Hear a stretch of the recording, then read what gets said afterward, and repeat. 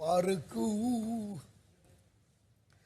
நேத்து நீயே என்னை வந்து பாடா படுத்திட்டு தயவுசெய்து ஓடிடு. ஒரு நிமிஷம் don't touch me.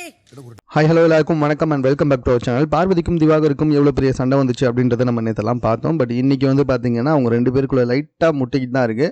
But Diwakar அதெல்லாம் பெருசாக எடுத்துக்கிட்ட மாதிரி தெரியல. பார்வதி இன்னும் வந்துட்டு அதை மனசுக்குள்ளே வச்சுக்கிட்டு இருக்காங்க. இப்போ என்ன ஆச்சு அப்படின்னு சொல்லி பார்த்தீங்கன்னா, பார்வதி கிட்ட மறுபடியும் வந்து பேசிக்கிட்டு இருக்காரு. நேற்று நடந்த விஷயத்தை வச்சு கிண்டல் பண்ணுற மாதிரி பார்வதிக்கு நேற்று அப்படின்ற மாதிரிலாம் கிண்டல் பண்ணிட்டு வரும்போது பார்வதிக்கு இன்னும் காண்ட் ஆகிடுச்சு. ஸோ அந்த இடத்துல திவாகர் வந்துட்டு பார்வதியை டச் பண்ணி பேசும்போது டோன்ட் டச் மீன்னு சொல்லி பயங்கரமாக கத்திட்டாங்க. இதுக்கு முன்னாடி வரைக்கும் சிரிச்சுக்கிட்டே சொன்ன பார்வதி இப்போ வந்துட்டு டோன்ட் டச் மீ அப்படின்னு சொல்லிட்டு கொஞ்சம் எச்சரிக்கிற மாதிரியே வந்துட்டு பேசிட்டாங்க. ஸோ இதுக்கப்புறமாவும் திவாகர் வந்துட்டு பார்வதியை தொட்டு பேசினா கண்டிப்பாக அது திவாகருக்கு ஒரு மிகப்பெரிய பிரச்சனை ஏதாவது போய் விடுன்றதுல டவுட்டே கிடையாது. இதுக்கப்புறமாச்சு திவாகர் திருந்துனா ஓகே, பெண்களை தொடாமல் வந்துட்டு இருந்தால் ஓகே, அவங்க விருப்பம் இல்லாமல் அவங்கள தொட்டா கண்டிப்பாக திவாகருக்கு ஒரு மிகப்பெரிய பிரச்சனையை ஏற்படுத்தணும் டவுட்டே இல்லை. இன்னும் சொல்ல போனால் ரெட் கார்டு கொடுக்குற அளவுக்கு பிரச்சனைகளை கொண்டு போய் விடும் அப்படின்ற டவுட்டே இல்லை. ஏன்னா ஏற்கனவே அவர் மேலே ஏகப்பட்ட கேஸ் இருக்குது.